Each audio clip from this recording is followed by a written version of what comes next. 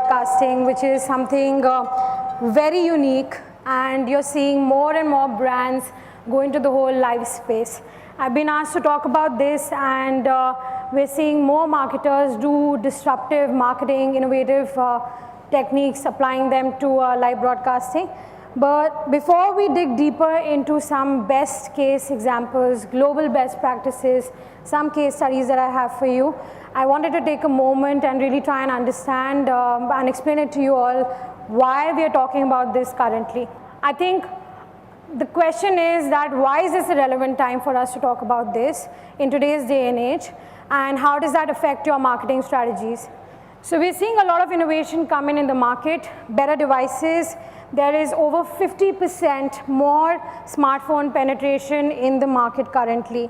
And when you think about better devices, it means better cameras, better video functionalities, all of these enabling consumers to go live and broadcast interesting videos very easily. It also means that consumers are spending more time on the mobile, and we've seen this all around us, right? Alongside this, there's better connectivity.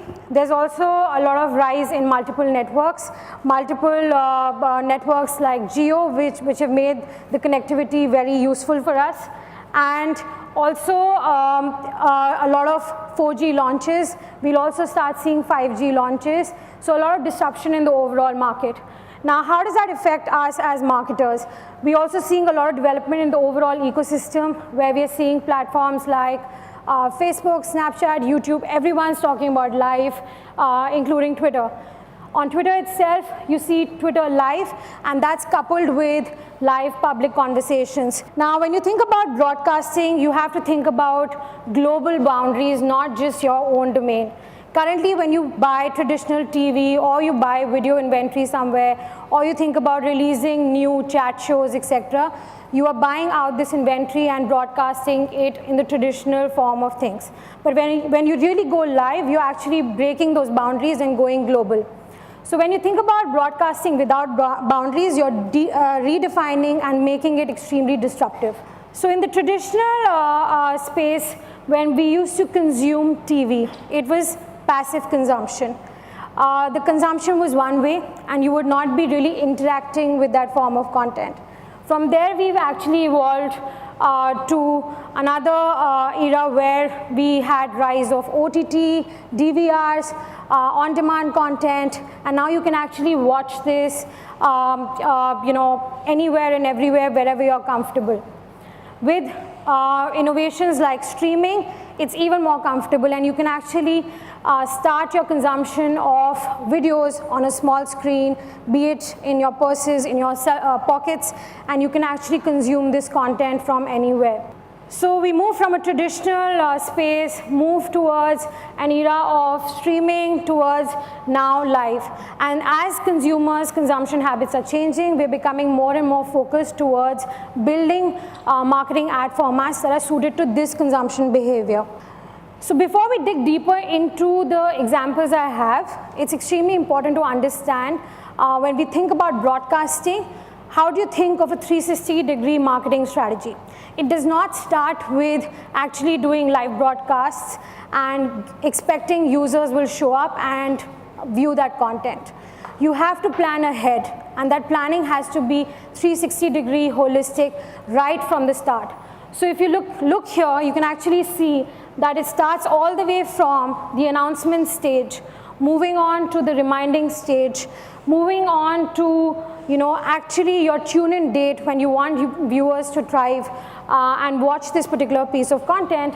And after that, you actually have to summarize a particular event to showcase what happened in that particular event, and also tap into those viewers who missed the live broadcast. Now that's an extremely important, powerful form of marketing, which you cannot do anywhere except on digital, when you've actually finished the broadcast and actually show that summary and wrap up to your consumers. So the way I've outlined the case studies today is to break up live in three big parts.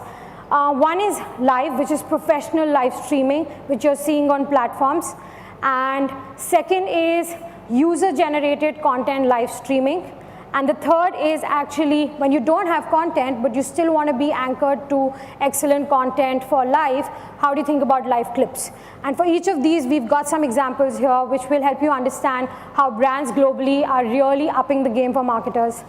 So when it comes to professional, high-quality live streaming, I want to showcase an example of a brand which has really taken it to the next level and done live broadcasting with Live with the Cause. And it's none other than Nike's Breaking 2 campaign, which has been the most recent disruptive campaign in the last 1 month. Breaking the 2-hour marathon barrier is impossible. Everyone knows that.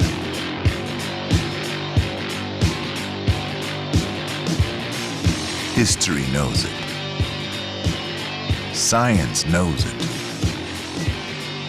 Anyone in their right mind knows it. It's crazy. Nobody can run that fast for that long. So, we're doing it.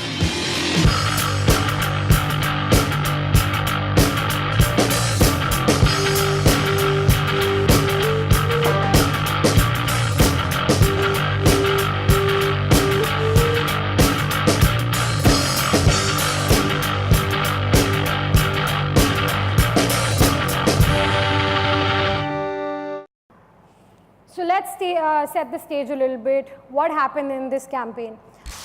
We had 3 top-class runners, specifically trained athletes who had actually given up their commitments for Nike for participating in this phenomenal event.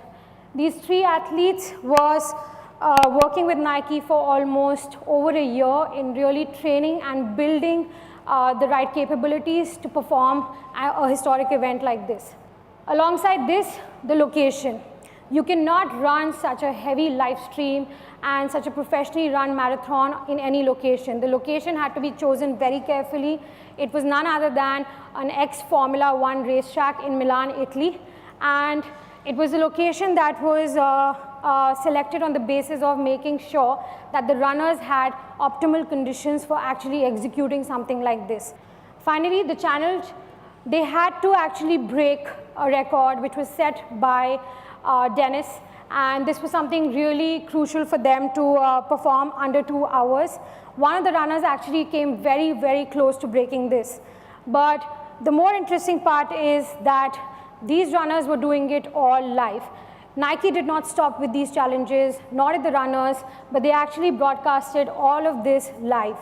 And they did this across not one platform, they did this across Twitter, Facebook, and YouTube. So let's understand how they actually went through. They've done a massive amount of planning, and now let's understand how they executed and unveiled the campaign on Twitter. The race time had to be announced just hours in advance, 24 hours. There were certain reasons for this, that they had to only showcase that this is going live 24 hours in advance. So this was a big challenge for the brand because you're talking about a global broadcasting. And if you do not announce and let people know it's happening at the right time, you're probably going to miss the relevant number of tune-ins for this. So for this, Twitter built in an RSVP system, which was very interesting. If you look at this tweet copy here, it says retweet or hit heart to get notifications. So this was a super notification system that Twitter built specifically for this race. Before the race went on, they bought out First Views, which is a Twitter 24-hour takeover property, to actually showcase that the live stream was happening. Once users hit this retweet or heart button, Nike was able to understand who that user is and then deliver very personalized notifications to get them to tune into this particular race. So just going back a little bit, when you look at this RSVP system that was set, it was very personalized. So it was not blasting a message anywhere, but it was actually coming directly to the users as if the brand is telling you personally that, hey Soumya, log on and watch this race live now. So you should focus on the quality of the live stream, the real-time conversations at the bottom with the hashtag Breaking2, which is happening all live globally across the platform.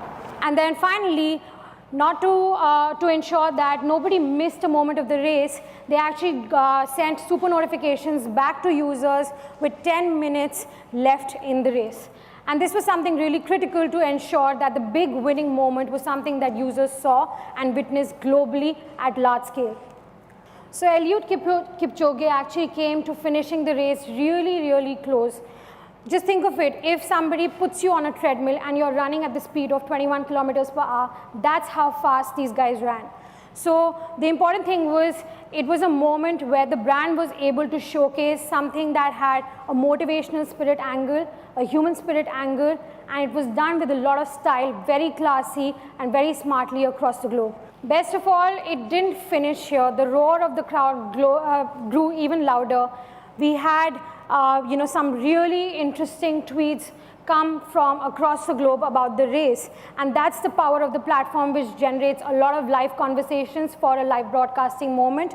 Because the platform is open, the way you can actually tap into users is massive and without boundaries. So let me walk you through some of the tweets. We had Cristiano Ronaldo actually tweet out, "I'm fast, but it would take me 3 matches to run this far." How many brands can actually say that they had Ronaldo tweet about their hashtag? And that's the power of the platform, where the ecosystem is built in such a way that you have celebrities, icons, journalists, politicians, athletes, everyone's on the platform and talking about moments. So if you're a brand who's done it right, chances are you're going to get picked up and your hashtags will be spoken about by iconic figures. That's the power of the platform. On live, there were conversations around how clear the entire live stream was. It has to be really, really clear for users, and this was showcased by some of the commentary that came off after the global live stream. On innovation, we actually had some crazy amount of conversations going on the platform around how well this campaign was executed from an innovation standpoint. Something like this does not happen in a month's time frame. It takes months and months of planning and really taking it global. On community, this is one of those big moments on Twitter, and it's actually, if you just search for this hashtag, you'll see so much of positive commentary on the platform. A lot of times people don't come on the platform to talk about positive stuff, but one moment where the brand has actually got the entire world together to watch something which is extremely positive and bring the power of live sports in a very classy manner.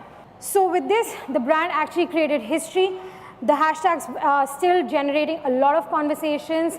It's a moment that has celebrated 3 world-class runners, and it has really set the benchmark high for disruptive marketing. The second example that I want to walk you through is moving away from professional live streaming, but going into user-generated live streaming. User-generated live streaming is something that is done by us on a regular basis. A lot of brands take celebrities and they host chat shows or get them to speak about their products.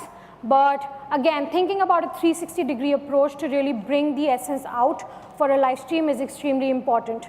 Smart talent integrations is key. You can get talent, you can pay shitloads of money for it, but it's about really making the most of that talent integration in a very smart way. So the example I have for you is of US Open and Chase, the brand, and Andy Roddick. Now this is again a very powerful campaign that was done, and it used multiple sets of different solutions to really showcase the live opportunity. But I'm going to just focus on few specifics about live broadcasting. So Chase had actually been a US Open sponsor for over 35 years. And the opportunity was, how do we try and drive a lift in sponsorship and the whole association and take something new out to the consumers rather than doing the traditional stuff? They actually chose an ex-US Open winner. That was the perfect choice, and actually built a strategy where they were able to deliver live US Open match commentary from none other than Andy Roddick. Very smart integration. He was actually broadcasting this, taking this live directly from the Chase lounge, wearing a Chase cap. So you have a very smart product play integration. We've seen in India how product placements are done, but this is actually a product placements in a live broadcast. The other piece of content that I'd like your attention on is Andy's actually tweeted this out, and he's tagging the brand, and he's talking about sending this out from the Chase lounge. So there is enough branding opportunity for the brand. There is a digital innovation that's been done. Chase is not producing the content, but they've gotten somebody who is a veteran in the field to actually produce this content. So we've gone through an example of a professional live stream. We've gone through an example of user-generated content live stream opportunity, but we also have brands who do not have an immediate need, or situations are such that you cannot produce a live stream, right? And all of us face that in our day-to-day marketing challenges. Then if you're a brand and you do not have that opportunity available, how do you still piggyback on live streaming and really make yourself more digital first? Live highlights is another thing a lot of brands miss out and don't care about, and it's extremely crucial to integrate that into your strategy. This is in the words of Eric Johnson, Executive VP of ESPN. Reality is that live window for fans also includes instant highlights. They actually see scores and keep checking up with their fantasy teams. So if your consumers care about all of these things, then you as a brand should be actually delivering these highlights, these replays, to tapping into those users who actually missed live broadcasts and really driving that connection with the users. So let me give you an example of, again, tennis. Benz, Roddick again, and again, an example where Twitter actually brought the relationship to Benz using Wimbledon as a platform and the relationship with Andy Roddick. So what happens here is Roddick broadcasts live on Periscope. What happens with the brand is that the brands get access to these Periscope broadcasts from Roddick, and they're able to promote it. If you see, I don't know if you can notice, but it says promoted by Mercedes-Benz. And the best of all is after the broadcasts have been promoted and sponsored by the brands, they also get integrations into the broadcast clips. We did something similar again with CNBC and brought in a brand like State Bank of India. Again, Twitter is very moment-led. It's about conversations. News, politics, sports, Bollywood are top conversations on the platform. So if you're a brand who is targeting audiences who are consuming these types of conversations, then how do you put yourself in front of those users who are actually consuming that type of content? So if we have the finance minister broadcasting live on Periscope about the upcoming budget, you actually want to be on top of everyone who's actually consuming that content on the platform. And again, it was done in a similar integration manner as I showed you about the example by Andy Roddick. Now, planning for live, I just wanted to showcase when you think about live and you think about all platforms and you think about a 360-degree strategy, how do you think about using the entire video landscape and really creating the impact? So the first piece we spoke about was live, professional live streaming. So you have all of the platforms having capabilities to help you build these live streams. You actually have all platforms giving you access, even premium sites giving you access to running mid-rolls, pre-rolls during these live streams, which allows you to build that brand awareness and create that uplift. You have user-generated content live streams, as we discussed during the Chase example, where brands on Twitter, you can actually promote these while those live broadcasts are live, and you can insert pre-rolls of a brand on top of those broadcasts. Now imagine that's something that a lot of us are very fond of influencer marketing, especially in India, and creating not so classy trends. Think of it, if you really want to up the game and if you really want to work smart, how do you actually tap into influencers in the right style, in the right manner, using the right products? Live clips is something, again, we discuss professional or user-generated, and again, this is something that through Twitter's Amplify program and in-stream ads for brands, you can run brand-integrated pre-rolls now on platform. You're going to be seeing more of this, but this is something that allows you, when you're thinking about how do I, as a brand, piggyback on live strategies, live broadcasts, and live clips, how do I think 360-degree, and what's the video landscape like to really showcase and lift brand awareness on different platforms? But the key is in all of the examples that you see, it's very easy to trend. All of us know that. It's very, and it's also, and the difficult side is to actually launch a campaign which can create news for you. So when you think of Twitter, you open the television, you look at the Economic Times, you look anywhere. It's about how do I as a brand, not just on digital, create the noise in the entire ecosystem. And that's where that noise can only be created when you think of a 360-degree video marketing strategy.